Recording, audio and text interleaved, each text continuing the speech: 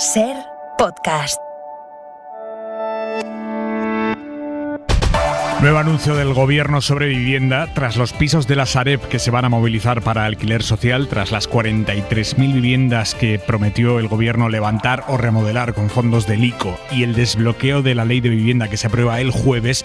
Pedro Sánchez, el presidente del Gobierno, ha prometido esta tarde en el Senado. El Gobierno, señorías, va a construir 20.000 nuevas viviendas públicas en terreno propiedad del Ministerio de Defensa a través de la empresa pública SER.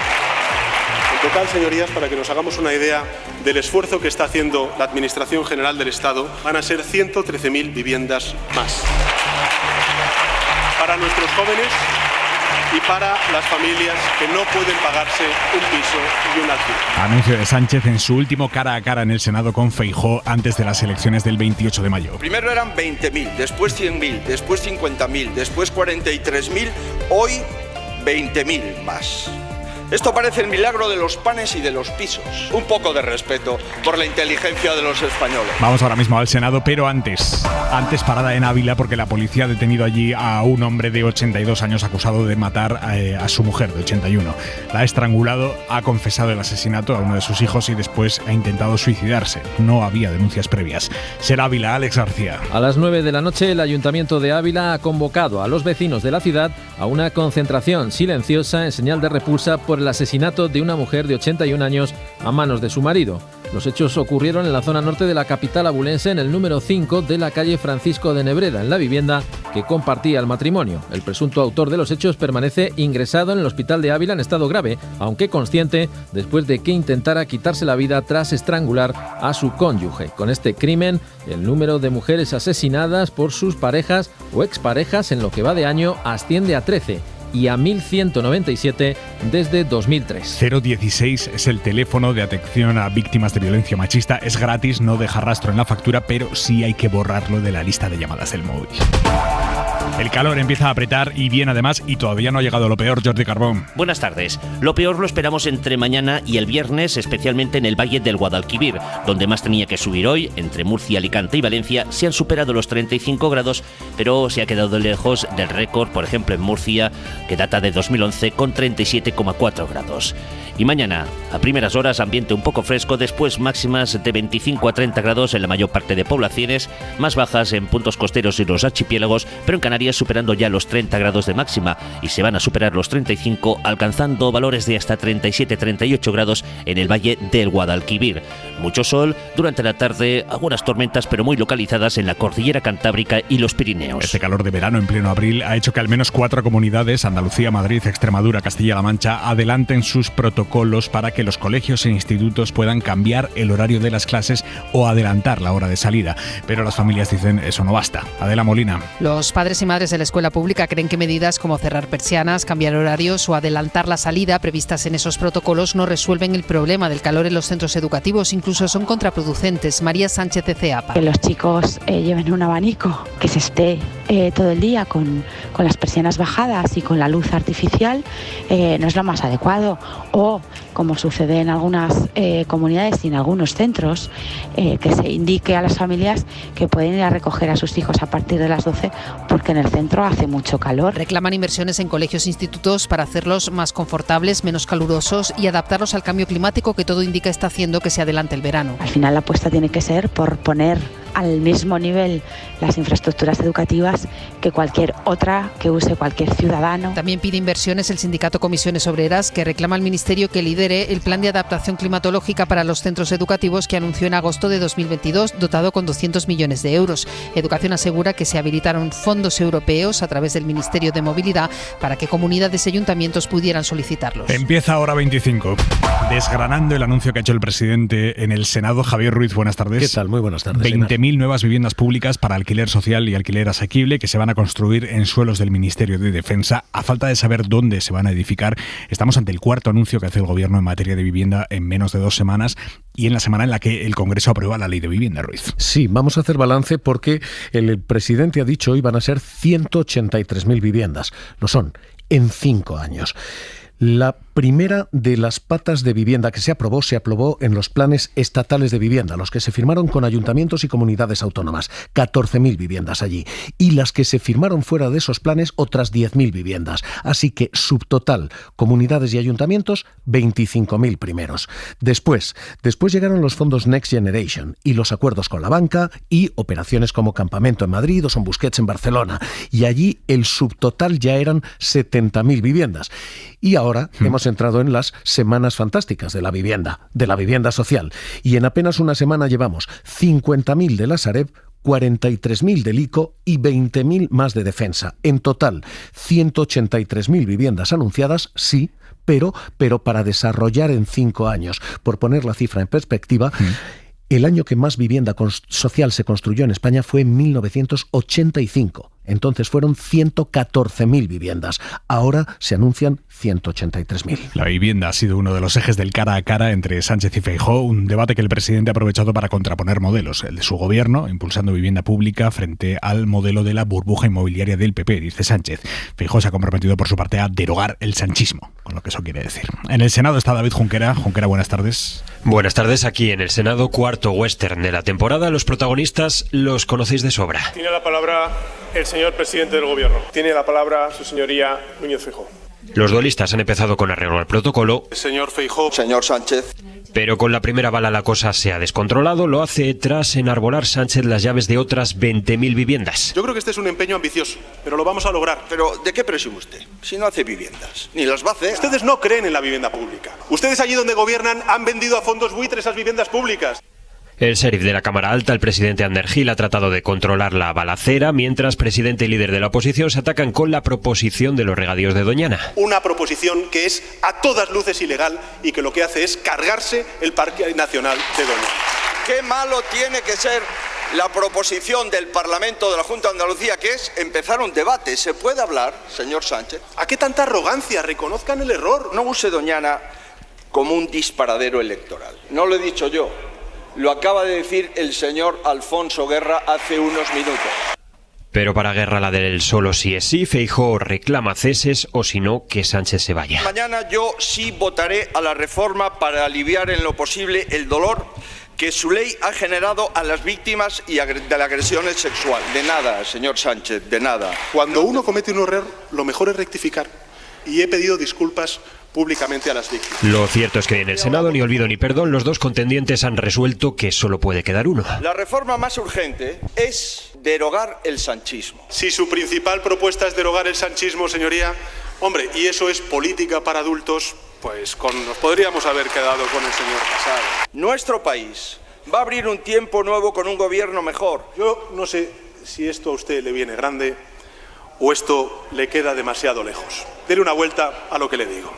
Tras este duelo al sol, os lo podéis imaginar, PSOE y PP dan a su líder como ganador. De Doñana ha hablado esta mañana en Hoy por Hoy con Ángels, el consejero andaluz de Medio Ambiente, que se reunió ayer con el comisario europeo del ramo y pese al comunicado posterior de la Comisión, en el que Europa insiste en que la proposición de PP y Vox puede tener efectos desastrosos en Doñana y que están profundamente preocupados, pese a eso, Ramón Fernández Pacheco, el consejero, confirma que no van a dar marcha atrás. Retirarla, evidentemente, no.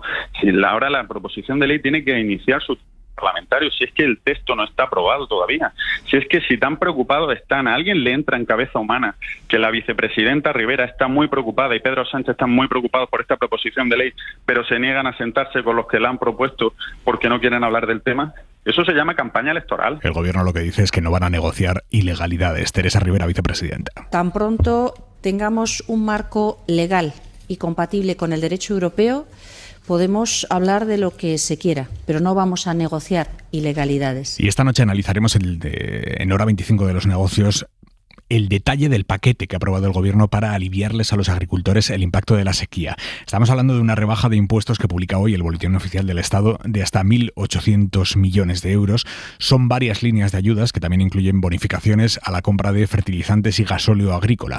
El campo lo celebra, pero pide más. Pablo Anzola. Sí, más de 820.000 agricultores en toda España se van a beneficiar de esa rebaja fiscal generalizada del 25% que anuncia Agricultura y que se amplía hasta el 50% en el caso de los cultivos más vulnerables, más afectados, como es el caso de los almendros o el olivar. Además, se bonifican las compras al gasóleo al 30% y también de fertilizantes hasta el 15%. Pueden estar tranquilos porque vamos a continuar apoyándoles. Eso decía esta mañana el ministro Planas. Mientras tanto, el campo celebra la que consideran es una inyección de liquidez inmediata que llevaban tiempo pidiendo. Siempre es positivo, siempre es un alivio. Eso decían esta mañana los regantes, pero exigen más. Con una sola medida sería imposible ni tan siquiera pensar en paliar la situación. Es Ignacio Huertas de UPA. Siguen esperando un decreto ley que contemple ayudas directas para el sector, así como la flexibilización de las ayudas de la PAC, las ayudas europeas. En esta línea, el Gobierno ha pedido ya por carta a Bruselas que se desbloqueen y anticipen fondos y ayudas comunitarias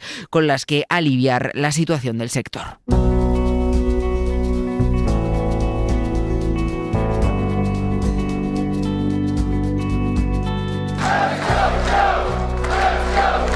Let's go Joe, vamos Joe. Así han recibido hace unos minutos a Joe Biden, el presidente de Estados Unidos, en su primer acto público tras confirmar su intención de volver a presentarse a las elecciones. Un acto que es en sí mismo un mensaje porque ha participado en la reunión anual de sindicatos de la construcción, lo que se interpreta como un guiño de Biden a la clase trabajadora.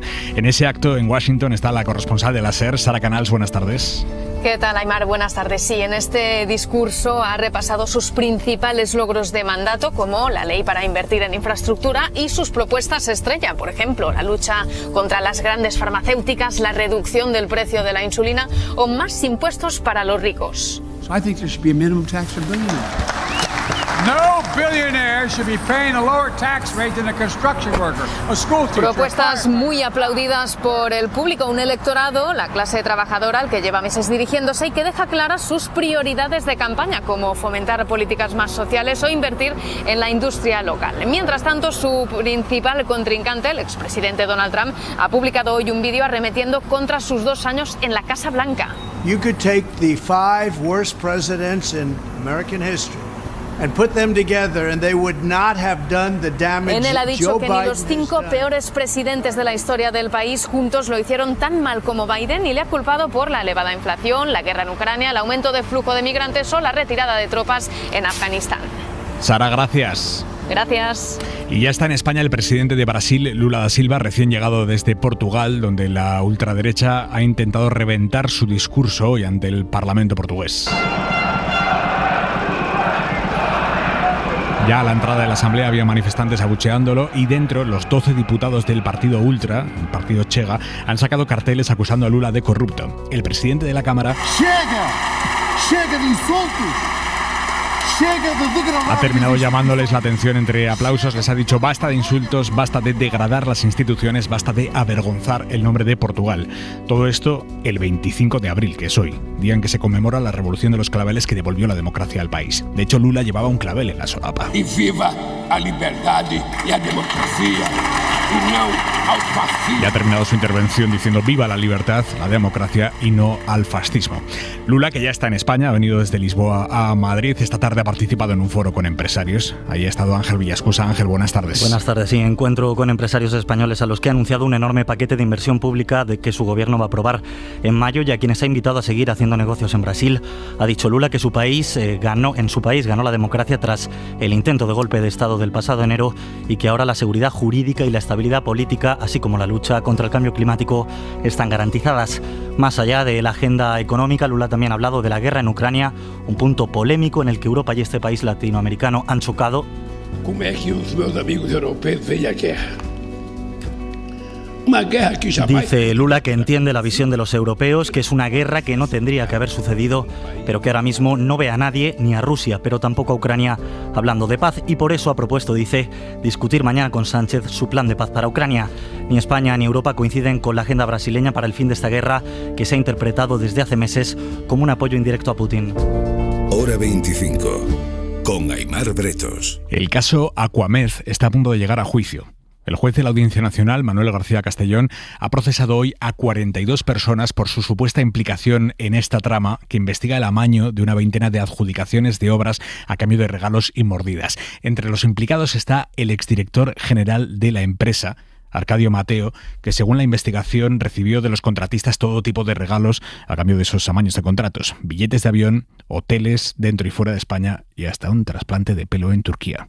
4.500 euritos costó. Miguel Ángel Campos. Nombrado en 2012 como director general de Aquamed por consejo del exministro del PP, Arias Cañete, Arcadio Mateo es el principal inculpado en el caso. Le fueron incautados 120.000 euros en metálico en casa y utilizó un préstamo del BEI de 500 millones con el que debían construirse presas y desalinizadoras para especular en una cartera de inversión. Está acusado de cobrar mordidas de empresas a cambio de adjudicarles obra pública y sí, entre los regalos fue obsequiado con un implante capilar en Turquía. La trama amañó una veintena de contratos para construir desaladoras, presas o sistemas de ahorro o descontaminación de aguas, a pesar de las advertencias de funcionarios como Francisco Valiente, que fueron apartados. A todos les acusan de malversación, corrupción en los negocios, fraude o falsedad, entre otros delitos. Y en Castilla-La Mancha, el PSOE ha pedido al Tribunal de Cuentas que investigue al candidato autonómico del PP, Paco Núñez, por cobrar hasta 14.560 euros públicos en gastos de kilometraje durante la legislatura para ir a los plenos,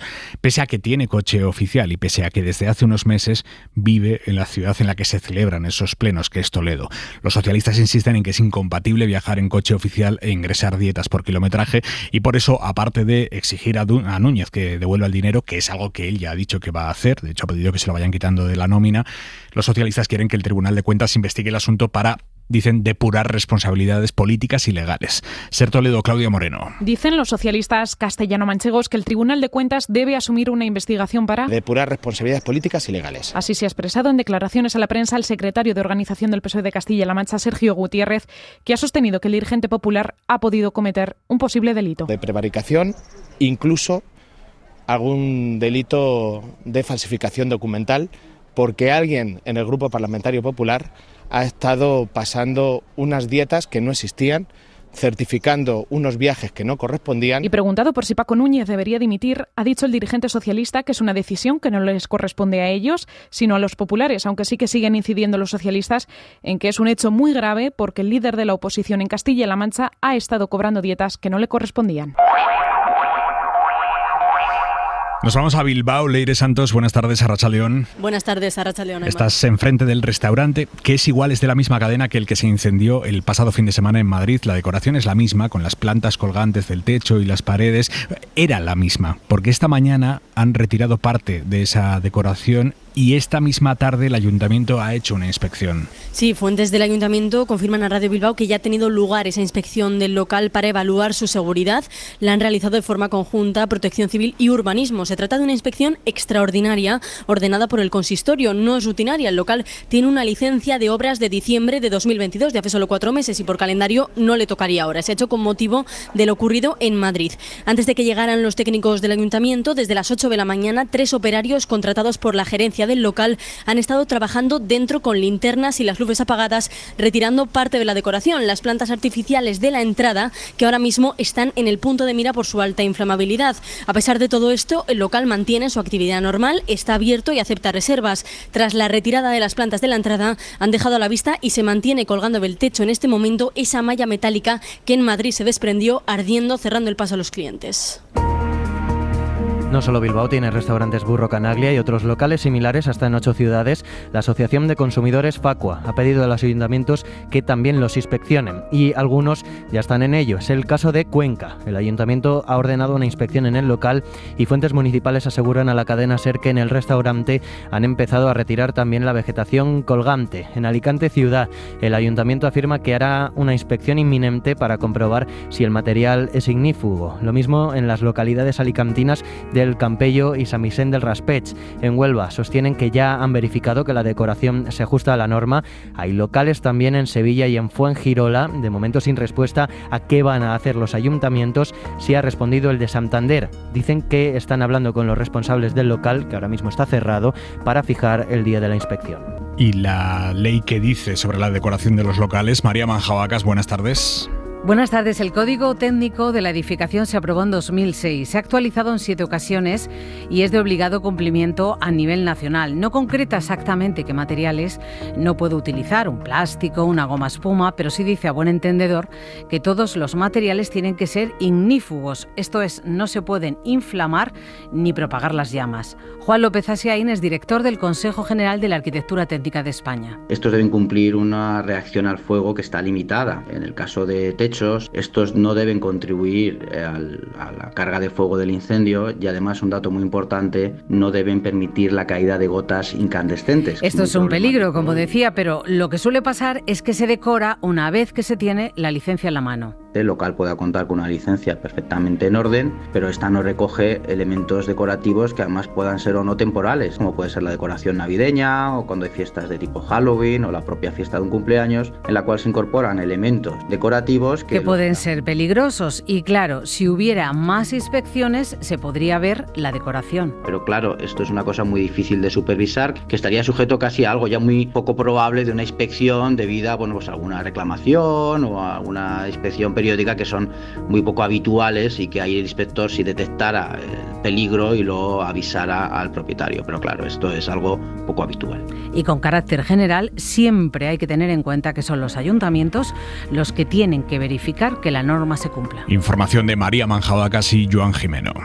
Hora 25. Aimar Bretos. Y una noticia que afecta a esta casa: el Grupo Prisa, al que pertenece la cadena SER, acaba de presentar hoy sus resultados del primer trimestre del año, con mejoras en todos los indicadores y un beneficio neto de 5 millones de euros. Jordi Fábrega. En los 3 primeros meses del año, Prisa ha mejorado el EBITDA un 63% hasta alcanzar los 67 millones de euros. El grupo ha arrancado 2023 con crecimiento en negocios, en márgenes y en ingresos, y mejorando todos los indicadores. Los ingresos crecen un 27% respecto al mismo periodo del año pasado, hasta los 267 millones de euros, con incrementos del 11% en el negocio digital de Santillana y del 46% en la cifra de suscriptores del país. Además, el grupo ha reducido su deuda en 145 millones de euros, con lo que la ratio entre deuda neta y EBITDA es la más baja desde 2017. El resultado neto de Prisa en el trimestre asciende a 5 millones de euros frente al equilibrio con el que se cerró el primer trimestre el año pasado. Y nos queda la mirada de Xavier Vidal Folk. Lo que faltaba. Parió la abuela. Llevábamos 4 crisis de las gordas y ha llegado la quinta. ¿4? Sí, 4 crisis económicas de envergadura en solo 3 años. El estallido de la COVID, la recesión pandémica, los obstáculos a la recuperación y la guerra contra Ucrania. Ahora llega la quinta, el calor extremo y con él la sequía. El daño de esta quinta crisis es inmediato y automático. Primero, porque castiga las cosechas y por tanto la renta de los agricultores, que mal que bien venían aguantando. Segundo, al disminuir los productos cosechados aumentan sus precios, agravando la inflación por donde más nos duele, los precios alimentarios. Tercero, dificultan la vida cotidiana de todo el mundo y encarecen el gasto eléctrico en aparatos de aire acondicionado, otra vez los precios. El gobierno acaba de tomar una primera medida de emergencia, rebajar impuestos por 1.800 millones a los agricultores. Beneficiará a unos 800.000. Vale, bien, pero no bastará. Las demás administraciones, las empresas y las familias deberían desplegar un catálogo de medidas destinadas a ahorrar agua, del riego agrícola, primando los sistemas gota a gota, al uso inteligente y ponderado del agua en el hogar, grifos inteligentes, costumbres adaptadas. Algunos municipios y comunidades autónomas también trabajan para ello, intentando adaptar los hábitos a un entorno nuevo y grave. Si todo el mundo se esfuerza, sería mucho pedir que esta sequía no derive en una guerra política del agua entre comunidades, entre regantes y consumidores familiares, entre industria y hogares, entre partidos políticos. No pretendamos que todo el mundo dé ejemplo, eso sería una ilusión, pero al menos sí que nadie empeore lo que nos toca.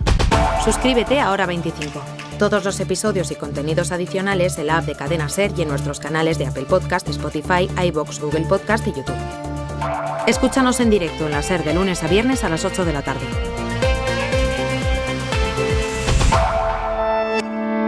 Cadena SER. La radio.